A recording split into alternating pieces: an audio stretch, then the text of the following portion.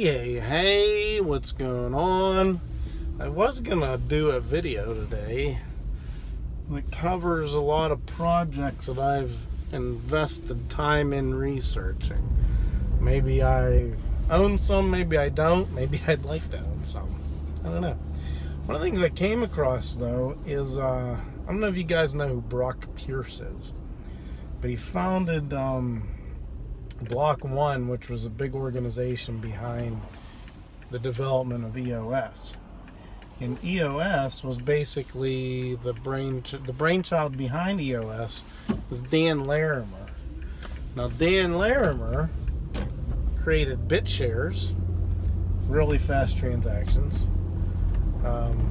It's kind of surprising that it hasn't been bigger. And then Steemit. Steemit was actually, I believe, originally built on top of BitShares, and then I think it's its own thing now. But Dan Larimer left both BitShares and Steemit to work on EOS. Initially, I really appreciated Dan Larimer because he actually was one of the guys early on that worked on Bitcoin. So he knew his stuff.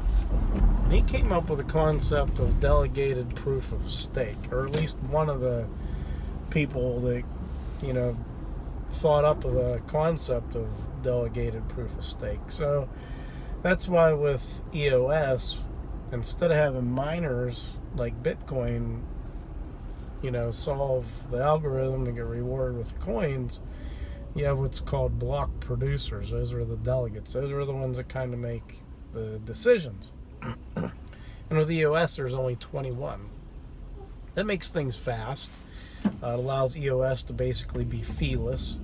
And then anybody that develops for EOS, they pay to have RAM or memory to run their applications on EOS. So it's a neat little different concept. It is what it is. If you look up Brock Pierce, you might find some not so nice stuff about him. But he has been an integral part in the whole blockchain space. So one of the things that he just did, it's pretty cool stuff, because there's a couple different organizations or blockchain ideas companies out there, if you want to call it that, that are doing this whole collateralized loan. So take out a loan against your Bitcoin, take out a loan against your Ethereum.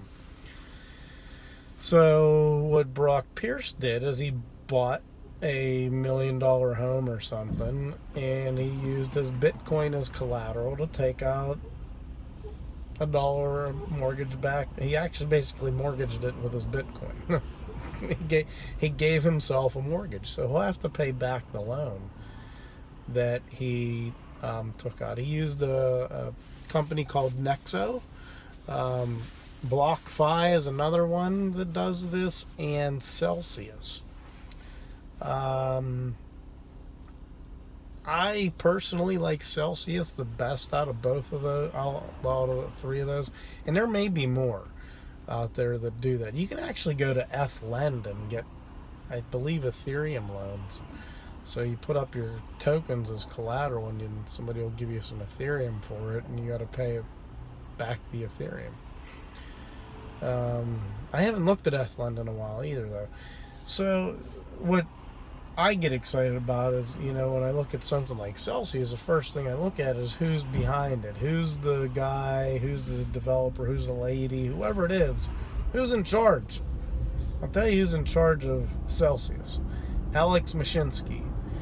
When you do a little digging on him, you'll find out he was very, very important in the whole developing of VoIP, Voice over Internet Protocol, which basically allows us to talk to anyone over the internet for free. So he saw the benefits of the blockchain, cryptocurrency, knows that we need to get out of this crazy system that we're in. It's just doomed to fail, and it's going to be ugly if it does and we don't have a replacement. So he's like, how can we bring the next, million people, next 100 million people into crypto? And that's like one of their mantras. How do we build the next application to bring the next 100 million people into crypto? So let's just personally get over. So they created this organization called Celsius, and there's some things you can do with Celsius, and how they do it is pretty neat also.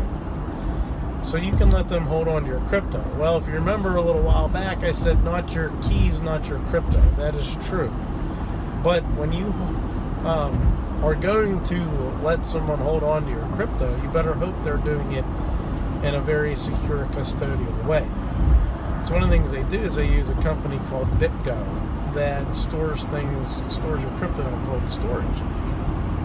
And what they do when you stick it in there, they actually will let the people that go out and do the futures contracts, because they need Bitcoin or Litecoin or Ethereum, they borrow it basically to go bet on the future price of Bitcoin or Ethereum or whatever these futures contracts. But they charge them a high percent to borrow your money, and the interest gets paid back to the users. So they do have a Celsius token. It's not on any major exchanges yet, but come come next month, May, they are going to be on at least one major exchange, and there will be more coming out the rest of the year. To me, when coins are on major exchanges, it provides liquidity, which allows people to trade them and drives the price up. Right now, a Celsius token is only about 5 cents. You can get it at 5 cents or under. I'm not telling you what you should do, but you might want to consider getting some Celsius tokens. Now, what good are they? Well, they're going to give benefits to the people that hold on to Celsius tokens. Like, they're going to give you a higher interest on the crypto that you let them borrow or that you let them hold on.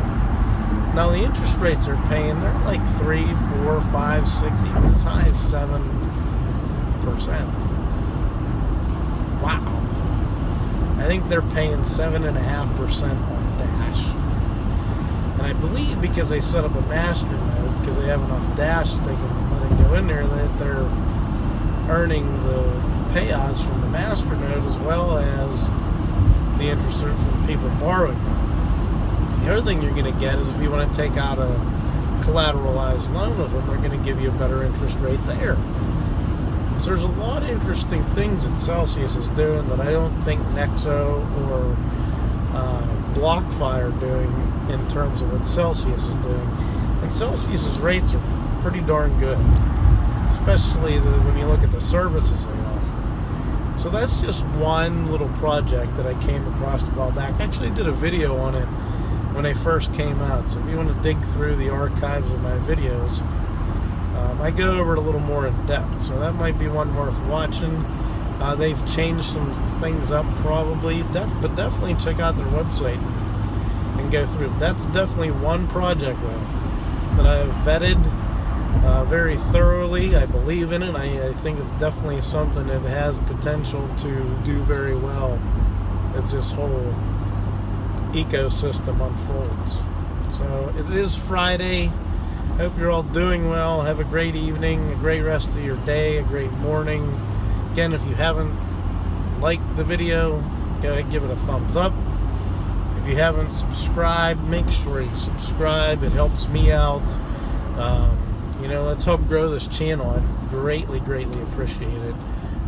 We could grow this channel and reach out to more people, because when this stuff unfolds, people need educated, and not everyone's willing to put the time in to learn this stuff.